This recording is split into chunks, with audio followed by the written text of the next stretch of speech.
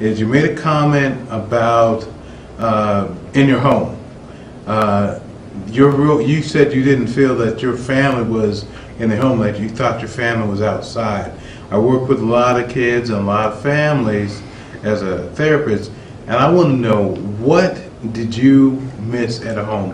What can I tell these parents they need to give their kids so they won't go outside their home and look for something out there? What were you missing, and what needs to be in the home for that acceptance, to be accepted as equal, you know. In other words, treat them as equal. But they're sure they're your kids, but do you treat them like kids or loved ones? Treat them like loved ones, because they're going to find that love somewhere else, and it will be in the streets, and they'll end up drugs, because they're going to try drugs if they're out there in the streets with their peers. And the thing is to show them that you love them, and not tell them like they used to tell me, little boys should be seen and not heard, instead of talking to them. And that's what got me, you know, looking for somebody to be heard, for me to tell something to somebody. Yeah, because no matter how old you are, you have something to say, and you need to be heard, right, and you need to be guided. You're definitely right about that. Another thing that you mentioned, I think, is so important. You talked about crying, and I find that that's one thing that young men particularly don't want to do, because tears for them are a sign of weakness. Right. And so they want to stay away from that. And you talked about that's not the case. Tears are, you're supposed to cry. God wouldn't have given us tears if we weren't supposed to use them. Can you really talk to the young folks and tell them some more about what tears, why God gave us tears? Why is it important to express ourselves in that way? Okay. It boils down to, when we're infants, you know, don't you cry when you're hungry or when you want to get change? You cry. The only difference is age, and through the ages, through the years, you hear that men don't cry, which is a lie from the pit of hell. That like God didn't want us to cry, He would never put tears in our eyes. And you know, the emotions, you know, you gotta let it out, but we hold it in. You know, we play that part, like I said, and hold our emotions in. Before you know it, you end up with a callous heart. And like I said, I didn't cry for 40 years. Now it seems every time I step behind the podium, I shed a tear. But that's like a cleansing. God gave us to shed tears like a cleansing. You feel better after you cry.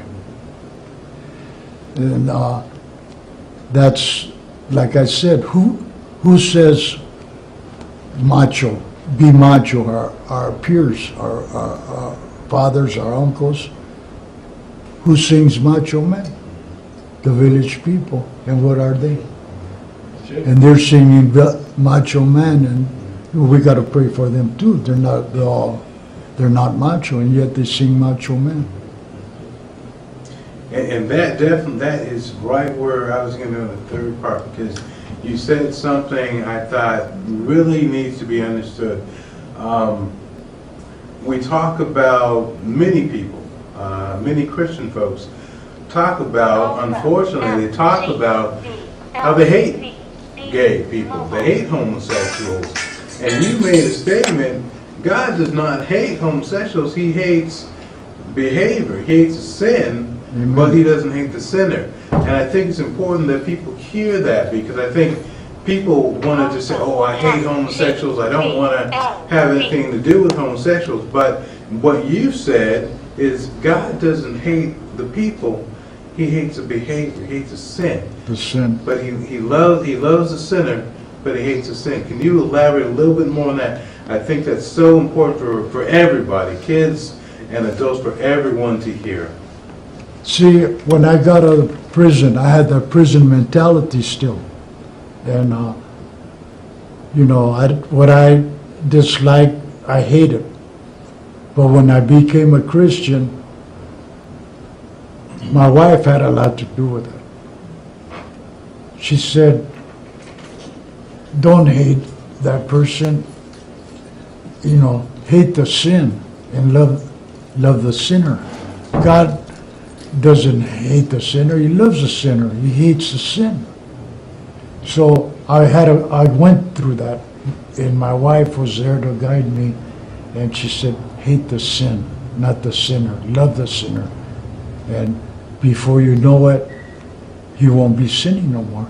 So with that prison mentality that I had, I didn't like certain people, like people, informers, you know, and, you know, homosexuals, you know, and I didn't like them because you play that part, you become that part you hate, you know, and I didn't have feelings for 40 years, like I said, but once I accepted the Lord Jesus Christ in my life, it was just change.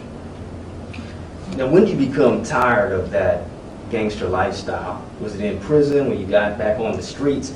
At what point did you ever, you know, come to the point to where you maybe were sitting in your cell and you said, you know what? No, I didn't. That's all there is? No, it didn't happen. See, I give a lot of respect to people that accept the Lord in prison. It's very hard to do, you know. And I couldn't do it because what I belonged to, what I represented, you know. And like I said, I used to condemn anybody carrying a Bible, you know. Now look who's carrying the Bible. When I accepted the Lord in my life, it was a change. It was a change in my life, you know, where, you know, that it just, the Lord, all you gotta do is accept Him in your life, and genuine. A lot of people accept the Lord mentally, but do they do it from the heart? That's the whole thing, to genuine, accept the Lord Jesus Father, Christ in we your just life. thank you so much. There's no name above your name.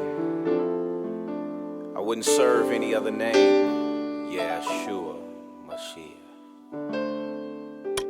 There's power in